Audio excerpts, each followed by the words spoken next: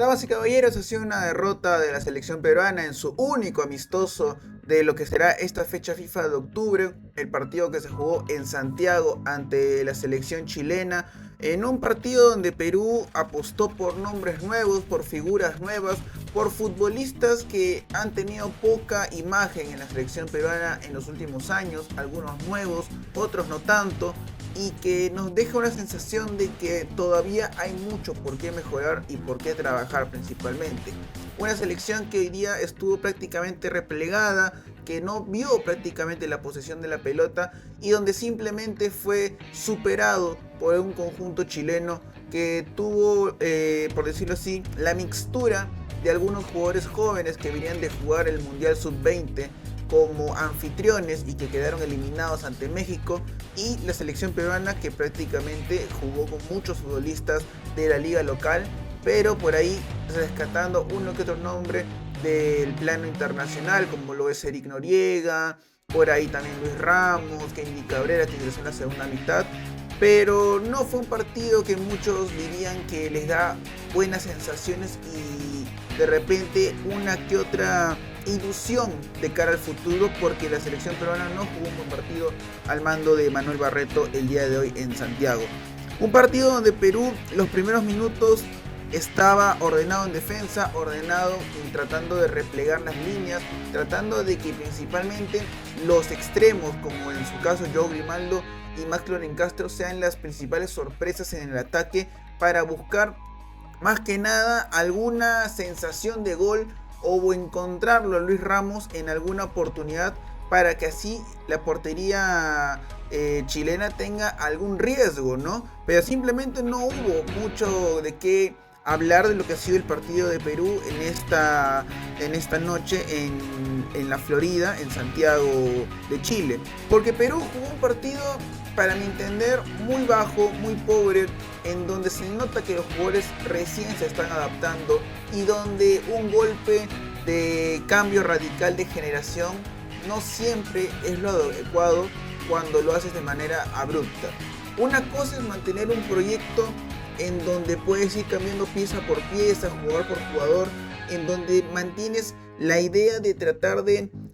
mantener una base entre los que son futbolistas ya consolidados y los nuevos. Entiendo que este amistoso, la intención principal de Barreto y de todo el área deportiva de la selección peruana era probar nuevos jugadores que no han tenido una imagen en la selección, como lo mencionaba hasta hace un momento, pero se nota que estos futbolistas sí o sí van a necesitar de referentes. No quiero dar nombres exactamente, pero podemos hablar de que hay futbolistas de esta generación, o mejor dicho de la generación Rusia 2018, que todavía pueden aportar algo más a la selección y por qué no ser piezas fundamentales para que estos jóvenes poco a poco puedan ir ganando confianza, terreno de cara a las próximas eliminatorias y a la siguiente Copa América, que es el objetivo que tiene la federación, como lo explicó Manuel Barreto previo al partido. Porque hoy día Perú sale con un equipo que sabíamos que iba a ser nuevo, que sabíamos que iba a ser novedoso, y en donde muchas de las posiciones iban acorde a lo que varios pedían, pero que simplemente queda en claro que hay muchos jugadores que todavía no están preparados para este alto rendimiento. En la portería estuvo Diego Enríquez, un arquero que estuvo con una actuación normal, diría yo, en el plan que cuando tuvo que ser exigido apareció. Tuvo una que otra tajada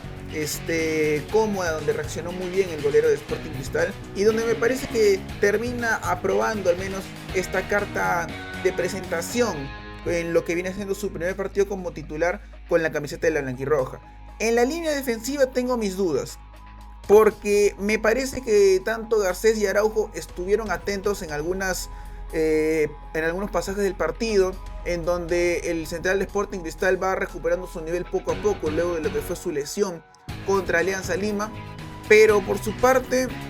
Renzo Garcés hoy día demostró que puede tener algunas de cal y otras de arena, y hoy día en el gol del empate de Chile a Garcés se le escapa Ben Brereton, en donde queda expuesto el central de Alianza Lima, y por el cual no quiero responsabilizarlo por lo que fue esa acción de gol, porque al fin y al cabo fue una jugada muy bien elaborada por el conjunto chileno, pero donde el central de Alianza queda nuevamente expuesto en una foto del gol.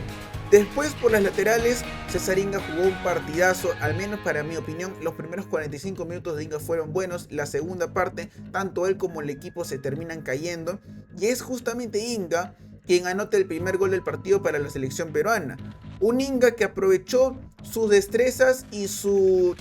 habilidades para jugar como carrilero, y fue algo que aprovechó Manuel Barreto. Si bien Perú hoy día no jugó con carrileros, Inga se comió toda la banda izquierda en defensa y en ataque durante los primeros minutos del encuentro, durante la primera parte, porque el gol de Perú ya justamente gracias a un desborde del jugador de la U tras un pase de Eric Noriega, en donde se saca muy bien la marca de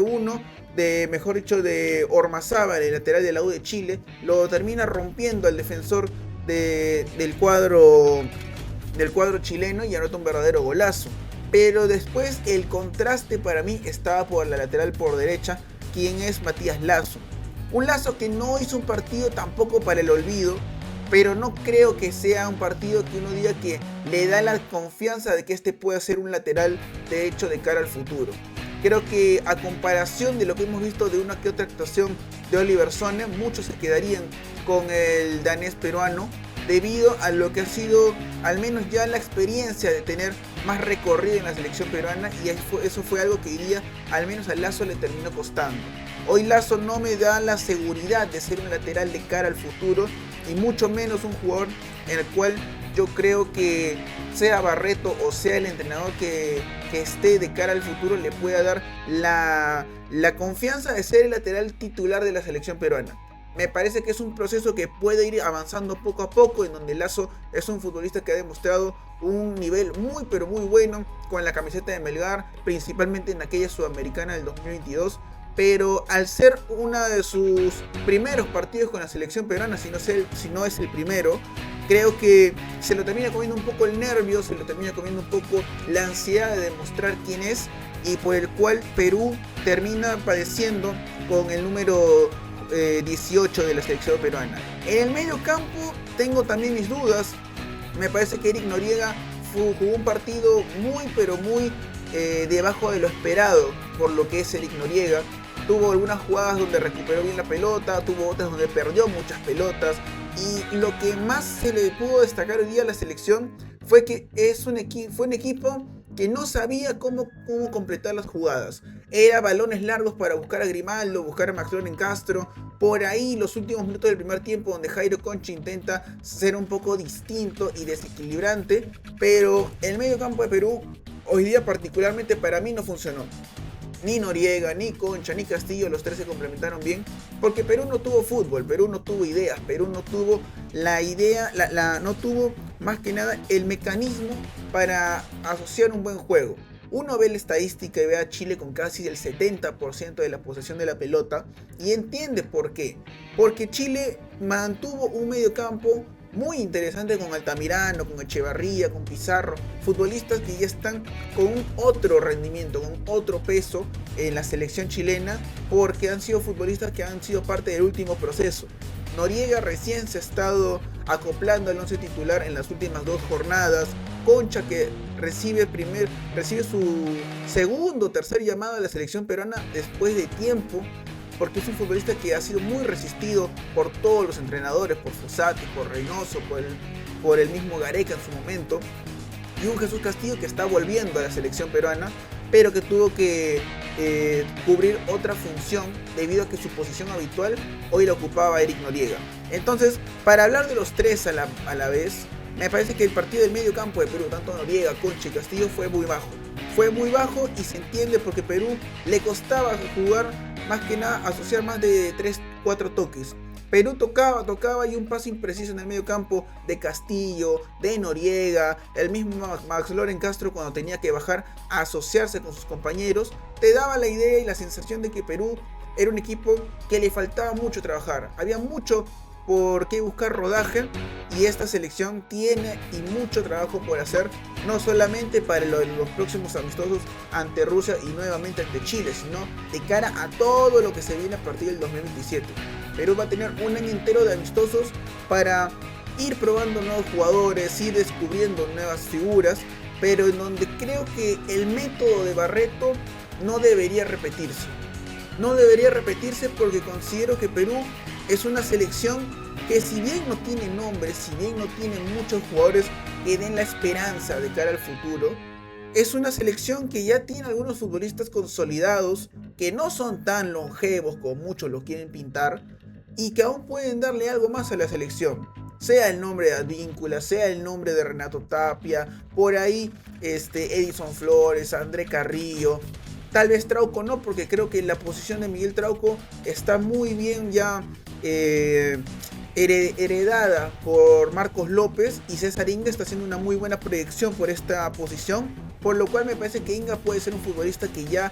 le dé esa competencia al futbolista del Copenhague. Pero de ahí hay otras posiciones del terreno de juego en donde los futbolistas tienen que ir poco a poco, no mandarlos al ruedo de golpe por más amistosos que sean, porque eso después termina afectando ya la mentalidad del futbolista peruano y principalmente de los nuevos, ¿no? Hoy ingresó Felipe Chávez, prácticamente no tocó la pelota y todo el mundo quería ver a Felipe Chávez. Y al chico no le llegó ni un solo balón cuando ingresó por Jairo Concha, faltando 10 minutos para que acabe el partido, porque al fin y al cabo era un partido donde Perú no tenía las piezas necesarias para poder trabajar mejor este encuentro,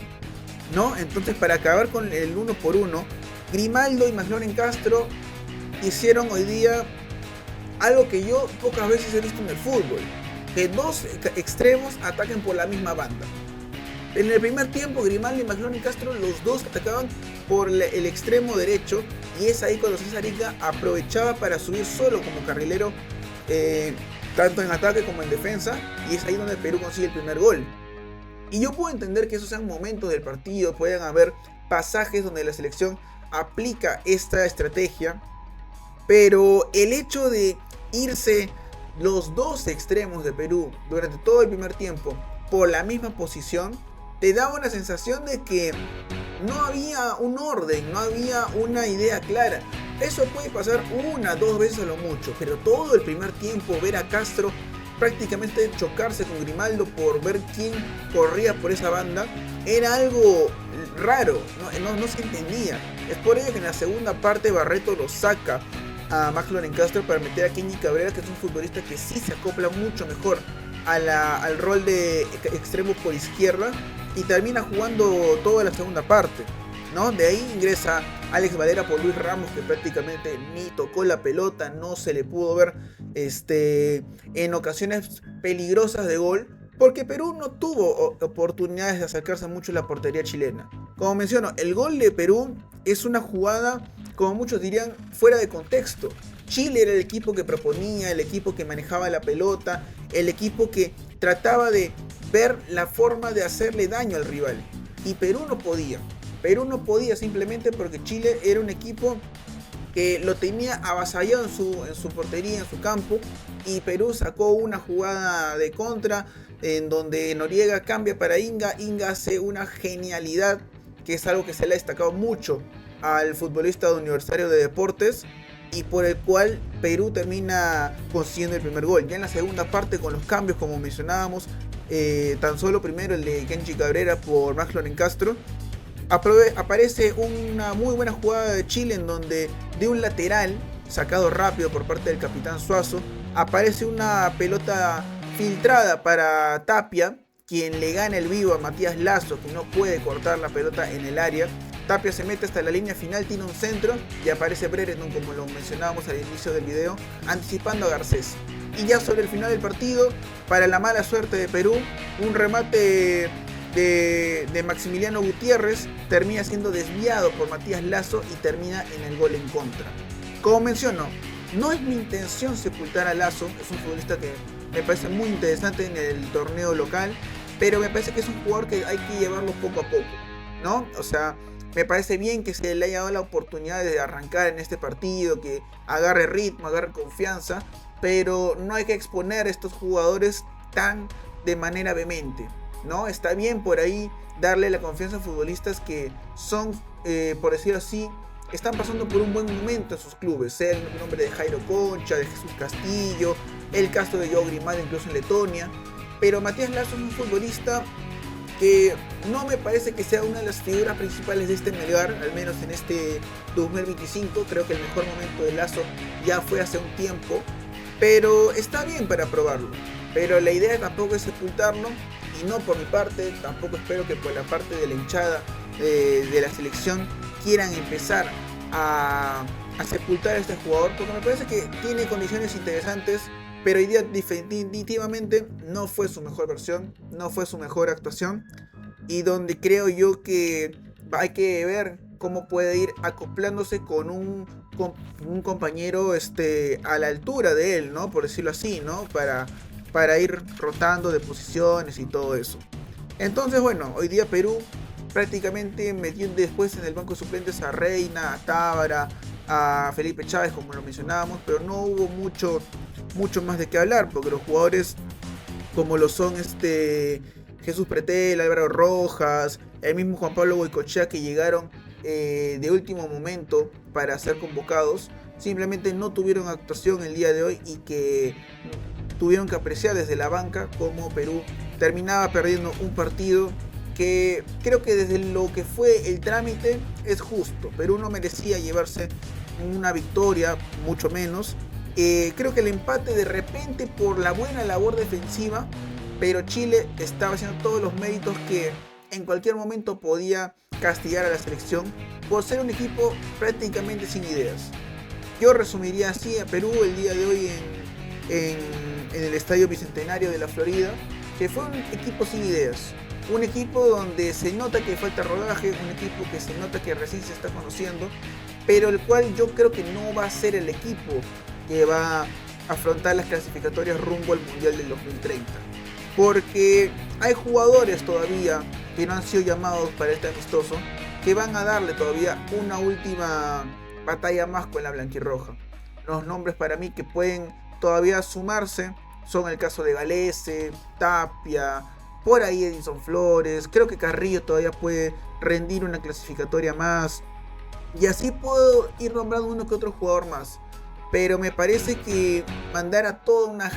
una nueva camada de golpe no va a ser siempre la mejor solución. En su momento Pablo Bengoechea lo intentó en 2014, luego de lo que fue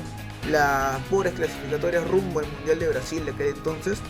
y descubrió nuevos futbolistas. Bengoechea fue quien puso en la portería a Galese, y apareció uno de los mejores porteros, por no decir el mejor portero de la historia del fútbol peruano, o al menos de la selección peruana.